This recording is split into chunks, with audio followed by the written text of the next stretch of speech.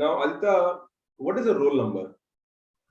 My roll number for UPSC is 5400496. Okay. You are a fresh graduate who passed out from Delhi University in 2018, I believe, right? 18, yes, sir. And you've been preparing for UPSC since then? Yes, sir. This is your first interview? This is my first interview. Okay. Why is civil service a career? You almost invested 4 years of your life and you could have taken some other course. Yes. So it was actually towards the end or towards the latter half of my college that I started looking to civil services as a very serious career option for me. And that is the reason that I've given such an ample amount of my career years to preparation of this career. For me, I think civil services is a career because along with your own career progression, it also provides the diversity of the job. And also after talking to a few of my seniors who are already in the civil services, the kind of satisfaction they get and the kind of work and the diversified portfolio that they get, irrespective of the service, is something that particularly intrigued me while coming into the preparation stage for UPSC civil services. Okay, so you are looking for opportunity and challenges, right, in the job? Yes, sir. Okay, can you tell me 3 areas which you want to improve, Yes, as a civil servant? Yeah.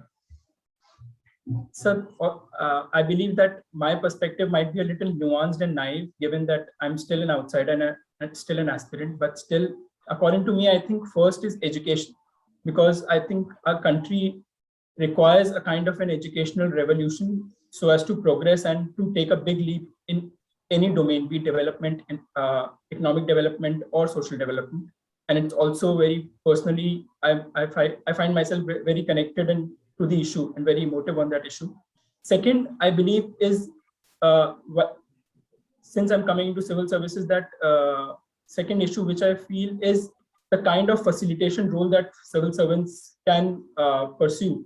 Rather than being the change makers, they have to be the change orienters or the change facilitators, given the diversity of the country and the potential that the civil society or the people of the country have. So rather than the government taking all the kind of projects or the government officials taking all the projects, if we can facilitate for people to come up, like to facilitate the startups of the new generations or to facilitate the self-help groups, so on and so forth in the rural sector. That was the second. Third, I believe, is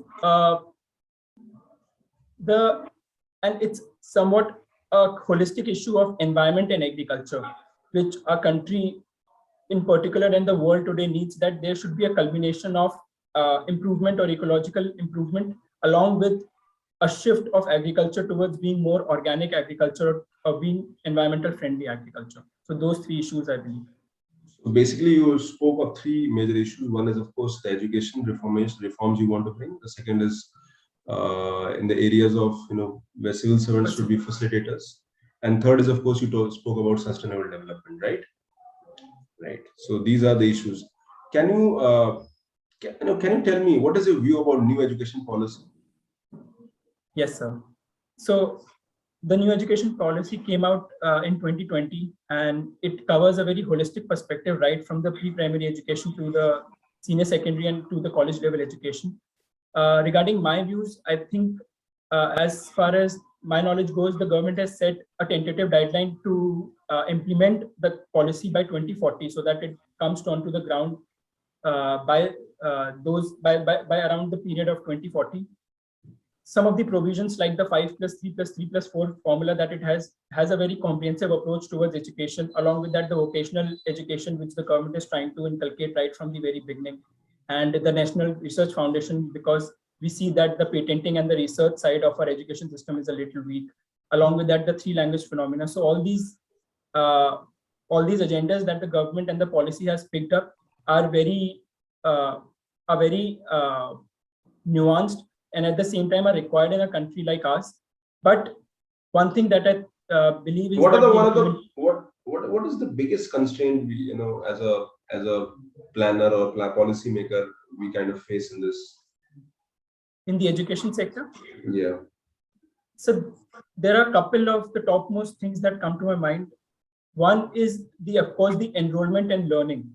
So either we lack in the enrollment, which is in the higher education, or we lack in the learning, which is right from the early stages itself. We have seen the Pratham reports, the ASA report that comes out. The learning ratio is quite poor. Second is infrastructure is of course lacking, and along with infrastructure, there is absenteeism of teachers, which is an issue.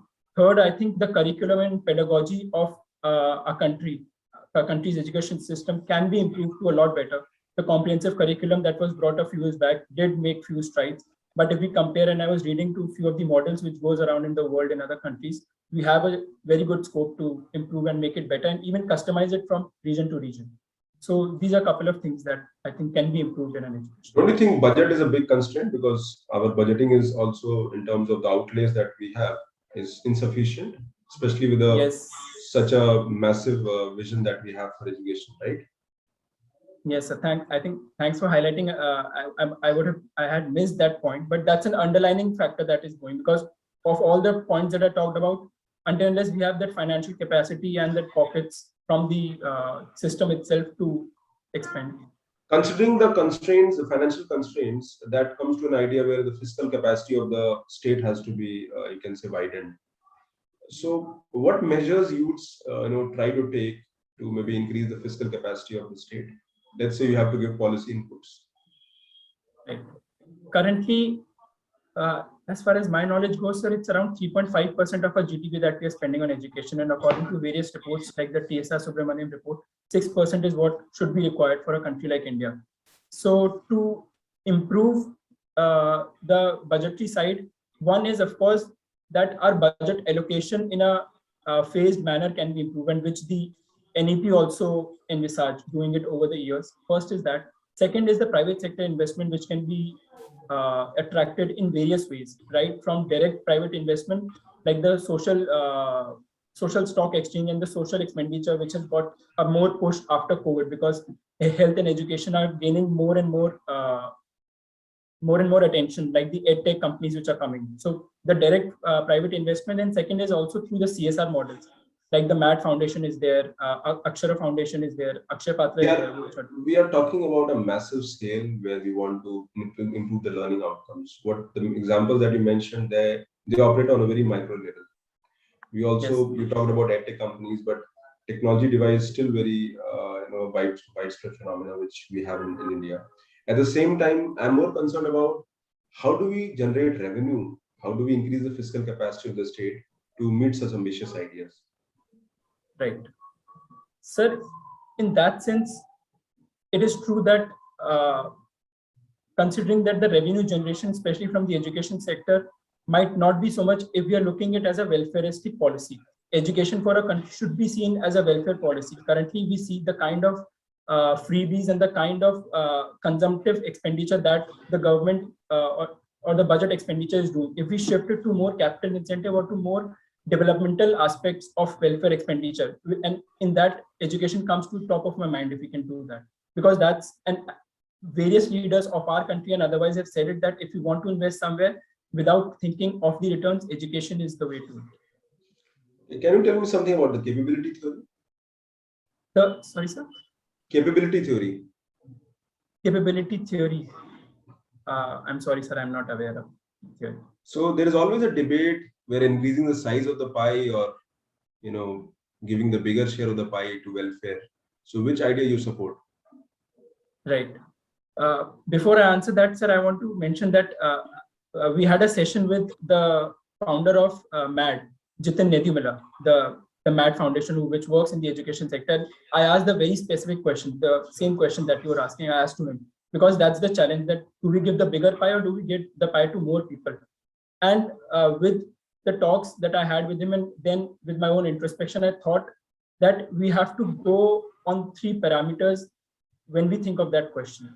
So that would be accessibility, visibility, and quality, the AVQ model, which I thought, like in my own terminology, and it has to go simultaneously. So giving the bigger pie would ensure that a better quality is delivered, let's say in the education sector, to the students, and better quality ensures better learning to the students. So yes, we have to start with that. Like bigger pie ensures that we are diverting more resources, more attention to a particular student rather than spreading or rather than focusing on the enrollment ratio first. And then once we have ensured that our quality. So in the interim period, we might have to face a situation where people's or in general population's learning outcome will not improve. We focus more on the fiscal capacity, increase the income, and then vice versa, you try investing more in terms of size of the pie. So that means there'll be a delay. So, don't you think this requires a little recheck? So I think given the challenges or the kind of a demographics that our country has, especially the population size, we have to take that call that if you're talking about the pie size, increasing the budget or the fiscal capacity towards education sector can actually ensure that enlarging the entire sum of the pie would ensure more resources to the entire education sector, to the entire lot of the students. And then with proper governance, due diligence of the teachers, we can also ensure quality at the same time. So if we plan it accordingly, both the things can be done simultaneously. Tax GDP ratio, what is the tax GDP ratio of India right now? So a figure is coming to my mind. Can I take a guess? Yes, sure. I think it's 17%. Yes, bang on. It's 17%. So if I compare the fiscal capacity of the state in terms of, because most of the revenue comes from taxation. So where are we missing? Why is so tax collection is so low? Unlike in developed countries, their tax collection is much higher. Right. So there are a few reasons for it regarding the tax collection being low. One is that if we see in terms of direct taxes and income taxes, 92 or almost 93% of our population is exempted from paying income tax, and especially the agricultural sector, which is totally being exempted. And why is that so? And why is that so? So because of the income brackets are not so much, and the government thought that given the volatility of the lower income section group, and there's also volatility. So what should be done? What should be done to increase the income level of the population? Because the entire thing is a vicious cycle. You don't increase the income will not, the taxation will not increase. So what measures we should take to increase the income in long run? Sir, I think formalization and organization of different sectors of the economy is the way to go about it. Like that is the foremost. Obviously, there are other auxiliary reasons for it. But because not only does it formalize the businesses which are around there, but also formalizes the channels for taxation. The informal economy is both volatile and also out of the tax net for the same reason that it cannot be ensured that the taxes reach the government. Recently, Sri Lanka is facing, or we can say Pakistan is also facing a balance of payment crisis, right? So yes. It is a reminiscence of what happened in India in 1991, I believe. So in that situation, where do we stand today at first level? Second is, what should be the approach of the country in long run so that India never should face such problem again? Right. So I think the economic fundamentals of the country today are actually very strong, given our exports, which were recently at an all-time high, given our foreign direct investments, given our forex reserves, our debt to GDP ratio is very stable. Inflation just now breached, but it was going very well with the MPC working really fine, and the RBI policy is actually working. The banking sector has improved after the whole NPA crisis and the improvement with the whole banking and the non-banking sector. So the fundamentals are very well on point despite the shocks that we have faced, like the COVID scenario in the recent couple of years. That is that. Okay. Now tell me what is the reason you chose political science as an optional, in spite of being an engineering background? Right, sir.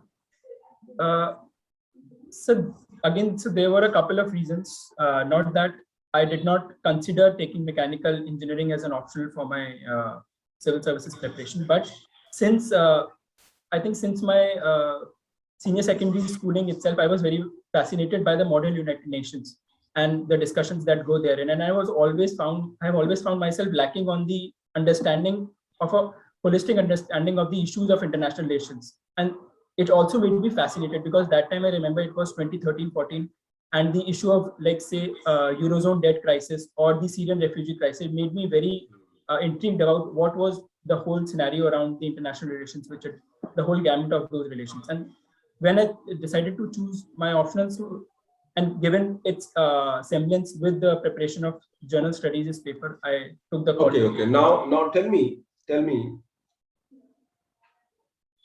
the emergence of new institutions, especially the emerging nations like BRICS, NDB, AIB. So it is said that 21st century is the century of Asia, and there is a emergence, or there might be an emergence of new global order.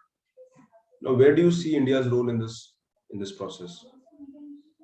Yes, sir. As a student of political science, where do you see India in the next 50 years?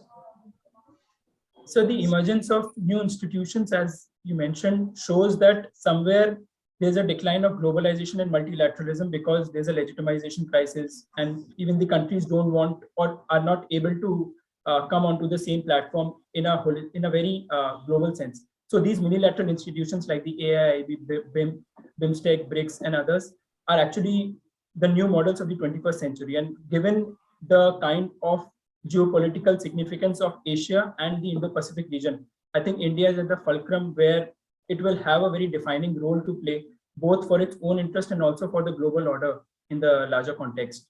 In the Indo-Pacific region, we are seeing the role it's playing in the Quad. Even in the Russia-Ukraine crisis, we are seeing that Russia is hinting towards India playing a mediatory role, which is almost unprecedented.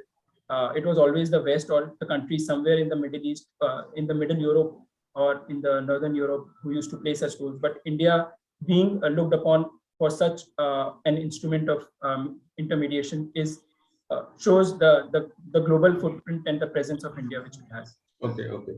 Now you were following badminton. You were practicing badminton or at school or college level.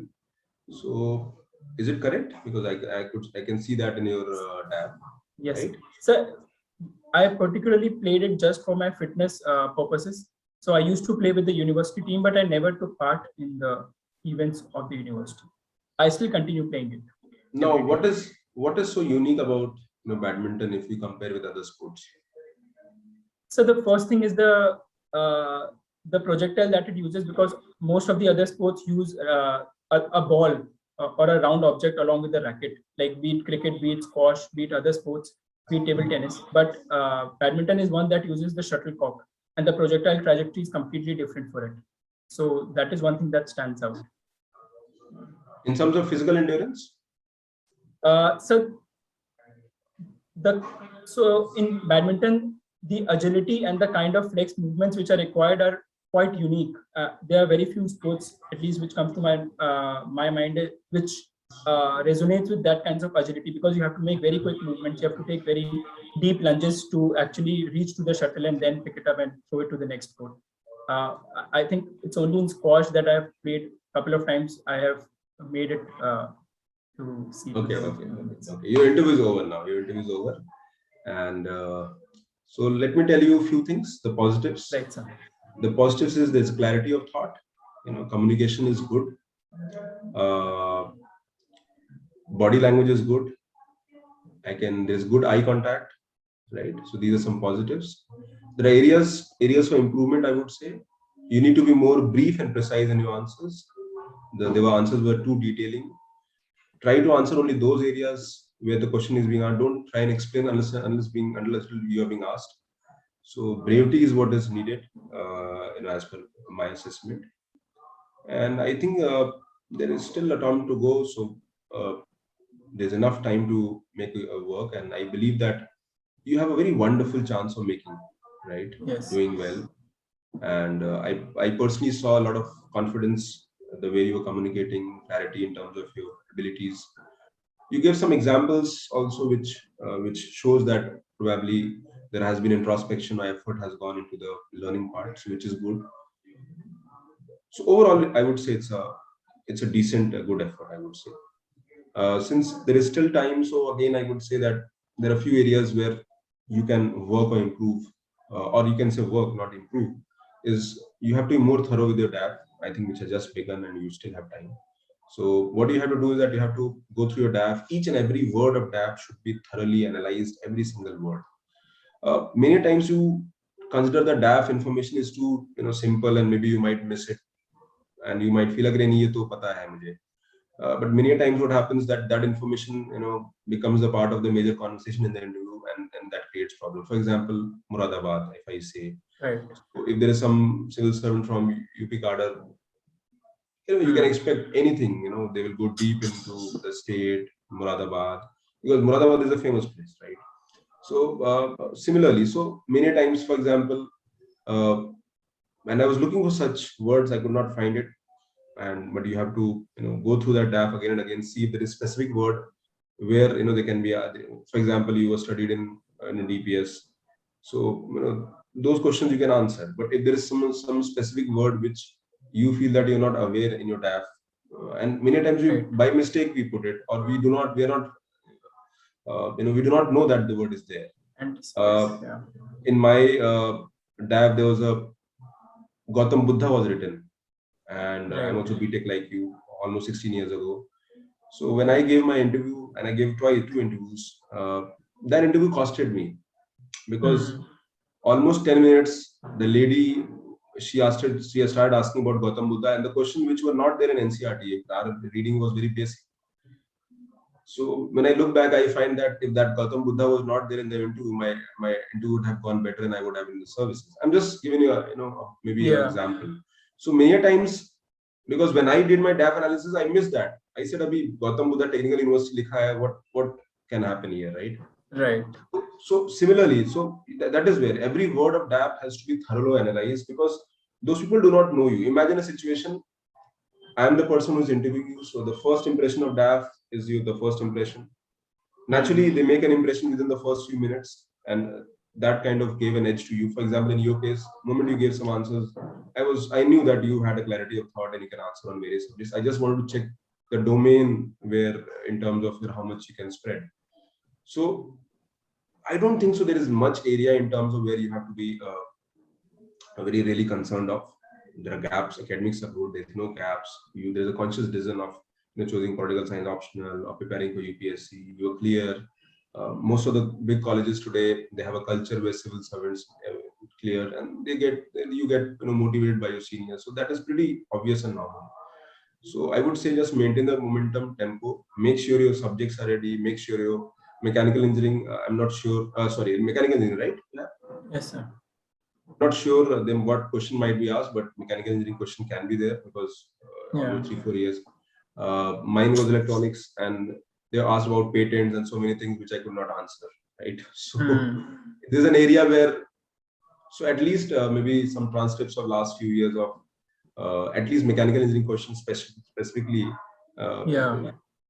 today, you should manage them and be very thorough here. The questions might be repeated. जितना आप DAF analysis करोगे, उतना आपका communication अच्छा होगा, आपका improvisation better होगा. Prepare at least 100 questions on DAF. Even small trivial questions will be there. Why I'm saying you to prepare? It is very easy for me to prepare a lot of questions, but I do not know you, right? So many times when I'm preparing questions, my questions are based on the information I have, but you know more about yourself. So when you're preparing questions, after preparation, you think about the answer, then think about what kind of the secondary questions can be asked post the answer that you're giving, which means moment you say a word, you have to be conscious. If I'm using a word, and if I'm not sure about the next question from the same word, if it is being asked, then I'm in trouble, because most of the questions will be from the secondary questions, which will be based on your answer that you give. So you have to visualize those or improvise them. Think that okay, this will be the answer, so main iska jawab दूंगा. So more or less, I would say everything is good, but yes, let's raise the bar a little on the higher side. Push yourself. Now is the time. And for any doubts, any inputs, I'm here all the time. I've been mentoring students from past almost 8 years. And this area where if you feel that you already have an answer, but you need some perspective or maybe opinion, I can help you. That is what I would say. Anything you want to ask, Aditya, in general? So two actually couple of things. So while preparing for the mechanical engineering, should I go more for the like preparing the technical and the conceptual side, or should I go like if they ask you, say, tell us about top mechanical engineers from India or the top patents regarding mechanical engineering which have been Like more practical questions or more conceptually related questions? Or the chances of technical questions are higher, you know. As far as the patents are concerned, mechanical, you know, these are questions which are very something that you can anyway prepare, right? It will not take much time. So on the safer side, if these questions are there in your mind, find an answer, nothing wrong in that. But I personally believe that technical questions can be asked. There can also be some questions in terms of usage in the governance or development projects, or maybe railways, you don't know. So they might link with new technologies which are in the news. So as a student, as a student of mechanical engineering, they might ask you that your opinion. What is your opinion on that? Let's say this recent anti-collision technology, though it is entirely electronic based. So they might ask, what do you think about this, right? So you have to link with current. One is, of course, a very basic static questions about mechanical engineering, which are repeatedly asked. You can't make a blunder there. The answers have to be ready. They expect you to be prepared, right? They expect that you should be knowing these answers. So there's nothing wrong in probably, finding some 70, 80 questions from this area where you can prepare. Okay. Yeah. Right. That will be it. So current affairs, regarding current affairs, like obviously the newspaper is going, and I was preparing the compilations to just brush through what important topics can be asked from the interview point of view. Regarding that, should it be more like, so I try to like answer I make up the questions and then I try to answer it. So should I start with an opinion based answer, or should I start with a factually, like what's the facts around that issue? Or so let's say, I think you asked about the NEP, right? You asked about like what are your views on NEP 2020? So should I first give NEP to know? See, try and understand what is the reason behind the facts you're giving. Facts is to bring objectivity to your answer. So fact will substantiate the argument. So if you're putting an argument or opinion, and if you want to bring objectivity to that argument, you will use the fact, right? So naturally, it is something that you have to take a call. What kind of question is being asked? If question is pure fact, what is tax GDP ratio? That means you'll be objective. Now I say that how do you improve this? Then you might go and give an opinion. I would rather advise that be very brief in terms of try to be factual if possible. If not factual, be very simple and keep your answers maybe 2 line, 3 line. Because when try and understand, as an aspirant, you have a feeling that I have read so much, studied so much, absorbed so much, and regularly there's a process of assimilation going on real time all the time, right since morning till evening. So you tend to have a lot of facts, information, data, opinion, viewpoints, and you want to bombard in the answer. Now that is the problem. The problem is that those people are not concerned. They just want to check the basic aptitude, and more the brief you are. Let's say you gave an example of some MAT foundation, and suddenly they ask something which you might get stuck into. So I would rather say that I would rather be judicious in terms of taking this call, whether I should use specific word or particular NGO, unless until they prod me and they ask me, some example where you're forced to do that. So I would say when you are giving your answers, that was the only area I find where there is too much detailing. You want to explain even if I'm not asked it. Okay, so that is where the bravery is required. If they ask you, because the first 20-25 seconds are very important. So if I say, you can put it like this: 1, 2, 3. So point number 1, point number 2. Okay, and then and come to the point. Don't as per my opinion. No, that is your opinion, I believe, right? What you're saying is your opinion, so you don't have to add one line as per me, because so I think so. Point number one firstly I think this, secondly I think this, thirdly I think this, right? So you are summarizing and crisping the answer. You're communicating more in the same second or in the period, and that way you are able to bring more effectiveness to your answer. That is what I would say. That is the only area I felt there was little verbosity in the communication part. That could be because वो सुनते नहीं हैं. They will interject in between. One, they will throw bombard, and then they will they try to distract you. पानी पीने उठ के चले गए, कोई कुर्सी से निकल गया, and suddenly you feel like, am I doing something wrong about it here? So be ready for any surprises. The good thing is that you have good command over these areas, and you can do very well. So you have to be positive. But the areas which I believe is that आपका best answer पहले 20-30 second में आना चाहिए. Best pointer. You might take to Yeah. recollect 2 seconds. Nothing wrong in that. Take 2 seconds. एक और था, आप जल्दीबाजी में थे, आपने बोला भी and you were ready with the answer. Why don't you take 2 seconds to think? Right? Nothing wrong in that. So since like I still have time and I'm in initial stages of the preparation, any general advice that you give to for preparation of the interview, ki, like some tactics or some things which you have in mind कि ऐसे कर सकते हो या वो चीज कर सकते हो?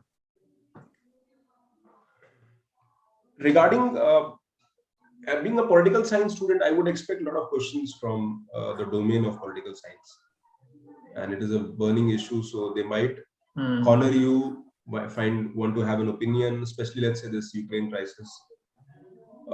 They will try to maybe bring the moral aspect of the entire thing, which is very difficult for an aspirant to come with. So that is an area where it becomes dicey. So I think that area is one area where maybe you need some thinking, and I think you should take the stand. That is my opinion. You should take the stand which what India is taking right now, because that makes sense as well, right? And but again, if you have an alternative opinion, be ready for any throwback questions which they might corner you. Also, many a times they would opinion based question where they want to take you a stand. That will be a tricky area. Okay, so specifically ऐसा आदित्य मेरे पास ऐसा कुछ बताने के नहीं है आपको कि आप यहाँ से तैयार करो, because interviews you prepare a lot of things, and when you go in the interview you'll find that वहाँ कुछ और ही पूछा, right? But your DAF, one thing is sure that most of the questions one area जो DAF से होंगे वो होंगे ही होंगे. So it is not about the question, it is all about how well you are able to answer them and maybe handle the question. It is 10 question में 2 questions ही आपको judge कर लेंगे, and that is more than sufficient. ठीक है ना? Right. तो specifically कुछ तैयार करने की जरूरत नहीं, because DAF में बहुत आप हॉबीज तैयार करोगे ही, थोड़ा और डेप्थ में चले जाना, टाइम है तो ठीक है. टेक्निकलिटी को बताने से पहले एक बार सोच लेना कि should I answer the technicality or not, because that might sprung new surprise in terms of maybe array of new questions which might be difficult for me to handle. So, and remember, those people are very learned. उनका सुबह शाम वही काम है, and they prepare. Yes. They are prepared people from diverse, and people when they give answers, they are also learning it from every interview, right? So when you are sitting at the other end of the table, you always at the better position. अगर आप मेरी जगह interview लेते तो मैं आप better position पे होते, मैं would have been on the losing side. So I'm just saying this. So overall चीजें ठीक है. Last 2 things that I wanted to ask. One is to like if they might ask, and even a couple of my friends were asking कि जैसे politically sensitive issues हैं कि कर्नाटका का हिजाब issue है या कश्मीर फाइल्स वाला issue है. So मतलब इसमें stand हमारा ऐसा मतलब should it be a slightly pro government stand or should it be more democratically oriented, because अब वो दो थोड़ी अलग-अलग चीजें हो गई हैं कि थोड़े आप pro government हो रहे हो तो which is not exactly आपको क्या लगता है? देखो पहली बात, let's take the first one, the hijab controversy. So I personally believe that I will go with the judgment, or not government, I'll go with the judgment of the High Court. Right? The judgment. The matter is sub judice, let's go with that. So the dress code is a basic thing. Now they might come with the alternative argument of Sikh wearing this and student in Muslim not wearing this. So again that comes to the same basic question: is it essential part of the religion or not? Right? And if it is not, it can be, and then if you follow, then rest will follow. Okay. Right. So maybe Hindus will come with a vermilion, and they also want to have a turban, and then so basically the very idea of dress or a uniform will change, right? Okay. So naturally, so I will go with that judgment. Coming to the Kashmir file controversy, if they say that, do you think that it is creating a you can say a vicious atmosphere of hatred, or you can say, sir, definitely there's no denying from the fact that there are polarized views on that issue. And I personally have not seen the movie, okay, and it is too early for me to judge, especially because I have not been witness to the facts information put in front of you. So views are polarized, but when I would say that it is a creation of art. It is a creation of art. So there is a liberty of creation of art which should be there. So if any other movies such similar issues have been allowed, this movie should also be allowed. That is what my opinion would be.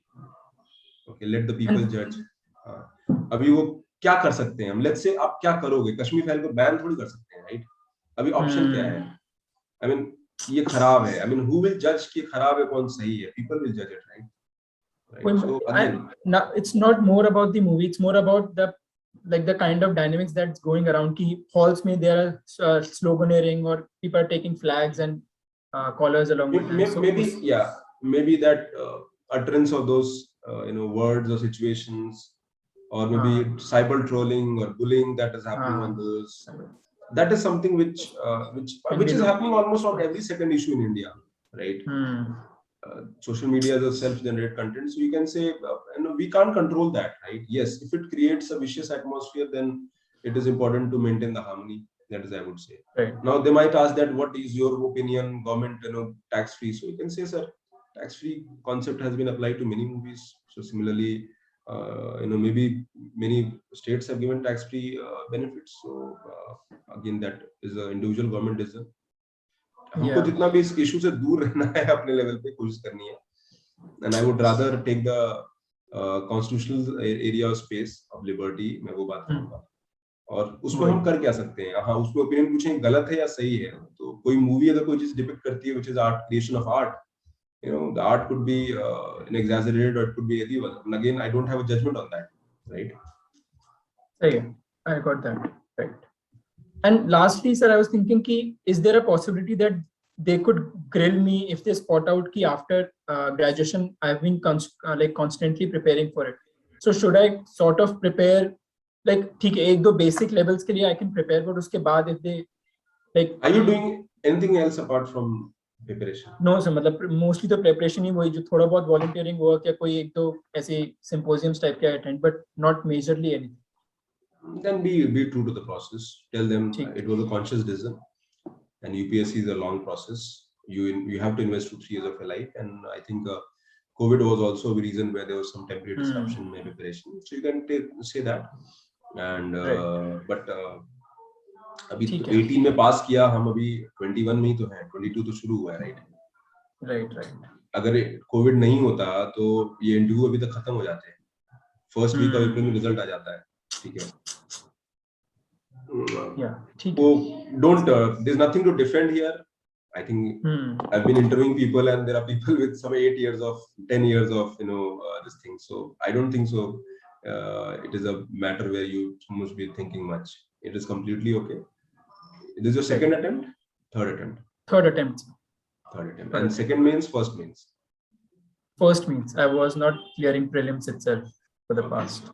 You have a pretty good chance of making it. Very good chance. But you have to be confident. You have to believe that जितना आपका अच्छा positive mind रहेगा उतना आप अच्छा perform करोगे. And for any issues, you can reach out to me. You can have my number. और मैं अभी ये ड्राफ्ट को शेयर कर देता हूँ. And don't overdo preparation. 4-5 घंटे का एक एवरेज बना के 6-7 घंटा. Do focus more on the introspection part, convergence of your thoughts, ideas, and you can give some mocks maybe probably after a week or 10 days, and then start मतलब तब जो है अपना एक अपने लेवल पे बेसिक rudimentary लेवल पे अपनी प्रिपरेशन कर लो. तब अभी don't rush to mocks right away. Discussions पे जा सकते हो, but don't go to mocks. Add perspective, and then probably फिर आप कर सकते हो उसका. सर डिस्कशंस का मुझे कोई पता नहीं चल रहा था, मतलब कि आई वाज या तो सबके materials they hand out the materials या फिर मॉक होते हैं डिस्कशंस. डू यू नो कि लाइक आपके इंस्टीट्यूट में होते हैं कहीं which I can. Are you talking about sessions? So I have got to know कि एक तो just one-to-one DAF analysis and उसके साथ ही discuss with you rather than taking the mock. And I have also heard कि कोई group discussions में भी होते हैं where it's your option to either participate in the discussion or just hear the questions and they like say prepare your mind about those questions, so you get the question bank ki किस type of questions आ सकते हैं. Or should I not worry for that right now? मुझे लगता है कि these things should not concern you. I think you are much better placed. Do your homework with your own understanding, and there's certain degree of maturity which I don't think so is a problem in the areas. उसका कोई बहुत major benefit नहीं मिलेगा. Yes, it will add perspective, but again my question is that मतलब interviews अगर आज मान लो आज आपका 5th को इंटरव्यू होता है, कई कैंडिडेट्स का मैं लिया तो 5th को इंटरव्यू, तो टाइम ही नहीं मिलता आपको, राइट? तो मैं ये कहूंगा कि थोड़ा इजी अगर कहीं मिलता है तो एक बार देख लो. You can try give for try one और play two. I don't think so हर जगह मॉक्स ही होते हैं मेनली, एंड मॉक्स 2-4 दे लेना ताकि आपको एक पर्सपेक्टिव मिल जाएगा। एंड मुझे लगता है कि मॉक्स में जनरली ओपिनियन आपको पॉजिटिव ही मिलेगा। आप अभी दो या 10 दिन बाद दो। It's just that they might tell you कि भाई ये एरिया तैयार कर लो, वो एरिया तैयार कर लो, that's all. So I don't think so you'll get something unique feedback from the mocks also. But ठीक है, आप दे लेना for your own self satisfaction and do your homework first. अभी homework करने को बहुत कुछ बचा हुआ है, so post that you should think. Right, sir. ठीक है Aditya, so God bless you, keep up the good work and I hope things will do, and I have a very strong feeling that you'll do well. It's just that you have don't be complacent. Remember the people who will be interviewing you, they'll be any day in a better situation. Don't feel that you have a flair for communication will make you different. It is not about how effectively you are able to put your answers across. It is also about your thought process, your convergence. Many times people don't know how to communicate also, but they get very good marks in interview. ठीक है, तो आपका कुछ अगर advantage है being from a good school, a good college, having a good environment, that could be add on, but that would not be the major decider. ये याद रखिए. Right. Yes. You should not have this feeling कि मुझे हाँ, तो ये you should keep yourself grounded also at the same time. Till the time you out of the interview hall, you should be very, you should have the degree of humility and कि नहीं मुझे एक learner की तरह effort करते रहना होगा till the time I come out of that interview. Okay. Right. So आपका मतलब मुझे कोई queries होंगी so with the number जो मैं contact कर रहा हूँ उसी से मुझे WhatsApp कर देना, आप मुझे WhatsApp कर देना. You can message my number 9506, you can note down 9506 180822. We can fix a time and we can converse. 180822. 822, right. Okay. Message कर देना because I'm either in the class or I'm अभी message ही करूँगा बैठा हूँ. ठीक है. Right. तो हम एक time को fix कर लेंगे and if needed we can call me also or we can do the Zoom also. ठीक है ना? वही mostly तो मतलब ऐसे doubts होंगे so that might be sorted over the message. You can put a doubt. I'll reply by the voice message. Yeah. Right. That is very, let's use technology perfectly. ठीक है. चलो, take care. God bless you. Thanks a lot, sir. Thank you. Good evening. Bye.